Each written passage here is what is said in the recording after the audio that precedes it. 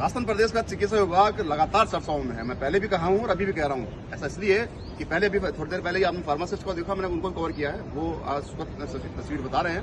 कि हाल फिलहाल मेरे साथ स्वास्थ्य भवन में ही खड़े हैं CHO यानी कम्युनिटी हेल्थ ऑफिसर, सामुदायिक स्वास्थ्य जो कर्मी हैं वो मेरे साथ मौजूद हैं।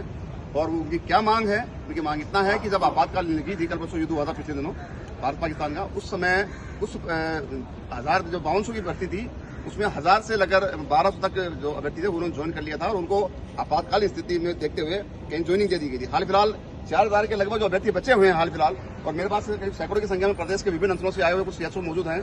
उनसे बात करने की कोशिश करता हूं कि आखिर पूरा माजरा क्या है, यहाँ पे क्यों पहुंचे हैं और क्या उनकी विशेष मांग है।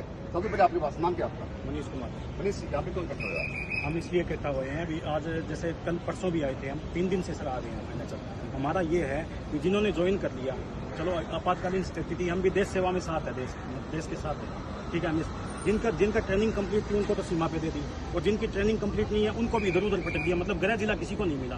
और हमारा पेपर दे के हम पेपर तोड़ के लगे हैं। अब आपातकालीन स्थिति नहीं है देश में, सब विभागों ने अपने अपने आदेश रद्द कर दिए, जो जिन अधिकारियों को जहाँ भेज रहे थे वहाँ नहीं भेज रहे हैं, ठीक है। तो हमें हमारा भी तो ऑर्डर कैंसिल करना चाहिए और हमारा भी तो पोर्टल ओपन होना चाहिए। जैसे फार्मासिस्ट का पोर्टल ओपन हुआ है, वो अपनी चॉइस भर सकते हैं, अपना जिला भर सकते हैं, अपना ब्लॉक भर सकते हैं। वैसे भी हम चाहते हैं कि हमारा पोर्टल ओपन हो और हमें हमारा पोर्टल ओपन करके हमारी चॉइस भरवा के हमें नियुक्ति दी जाए। हाल फिलहाल आपकी मुलाकात किससे की? आप हमने परसों MD मैडम से बात की थी, MD मैडम से मिले थे हम, तो उन्होंने यही MD मैडम हमारे भारती जी हैं NHM की, तो हम उनसे मिले थे। उन्होंने यही आश्वासन दिया था, अभी ठीक है आपका, हम आज शाम को या कल तक आपका पोर्टल ओपन कर देंगे। उस बात को 2 दिन हो गए, आज हम फिर इकट्ठा हुए हैं। अभी तक हमें MD मैडम मिले नहीं है, अभी मिलना है उनसे, उनकी कोई मीटिंग चल रही है, मीटिंग के बाद मिलेंगे। तो रोजाना अभी PD मैडम PD सर से मिले थे हम, संतोष गोयल जी से, तो उन्होंने ये कहा कि आपका 2-3 दिन में पोर्टल ओपन कर देंगे, या तो ये हमें लिख के दे देंगे ठीक है आपका 2-3 दिन में पोर्टल ओपन हो जाएगा। तो हम तो अभी इस असमंजस में पड़ रखे हैं कि ज्वाइन करें या नहीं करें। अगर पोर्टल ओपन हो रहा है तो फिर क्यों ज्वाइन करें हम, अगर नहीं हो रहा है तो स्पष्ट हमें आदेश दे दे भी ठीक है तुम्हारा पोर्टल ओपन नहीं होगा, आप जाके ज्वाइन करो। कुल मिला के यहाँ पे असमंजस की स्थिति बनी हुई है। हाँ यही है सर।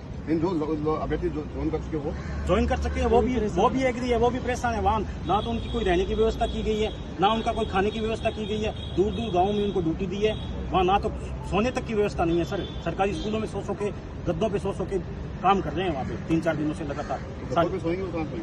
सरकारी स्कूल में सर अपना गद्दा लाओ, खुद डाल के सो, इनकी कोई व्यवस्था नहीं की हुई है। खाना वहाँ पे गाँव में कहाँ से खाना होटल मिलेगा, कुछ नहीं मिल रहा वहाँ पे खाना पीना कुछ भी। कई लड़के ऐसे पुलिस थाने में जाके मेस में खाना खा रहे हैं, कुछ लड़के ऐसे या जैसलमेर के जो कहीं और अपना कोई किसी की मौसी किसी का और रिश्तेदारों के यहाँ जाके खाना खा रहे हैं। तो सर कम से कम सीमा पे भेजा है, हम भी देश के साथ है, सीमा पे भेजा है तो हमारी खाने पीने की ये तो व्यवस्था होनी चाहिए ना।